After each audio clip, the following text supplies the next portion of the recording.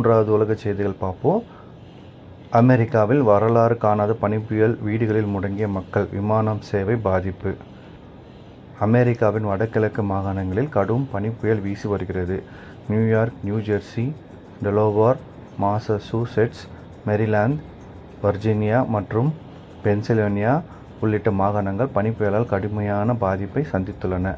நியூயார்க்கில் 150 ஆண்டுகளில் இல்லாத அளவுக்கு மிக மோசமான பனிப்புயல் தாக்கி வருவதால் அவசர நிலை பிரகடனப்படுத்தப்பட்டுள்ளது. அவசர போக்குவரத்து தீவிர அனைத்து போக்குவரத்தும் தடை விதிக்கப்பட்டுள்ளது.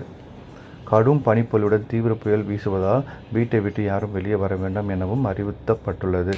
நியூயார்க்கின் முக்கிய விமான நிலையங்களில் 10,000க்கும் மேற்பட்ட விமான சேவைகள் ரத்து செய்யப்பட்டன. இதேபோல் அமெரிக்கா முழுவதும் பனிப்புயல் காரணமாக 13,000க்கும் மேற்பட்ட விமான சேவைகள் பாதிக்கப்பட்டுள்ளன. இதன் காரணமாக பொதுமக்கள் எங்கும் செல்ல முடியாமல் பல்வேறு சிரமங்களுடன் ஆளாகியுள்ளனர்.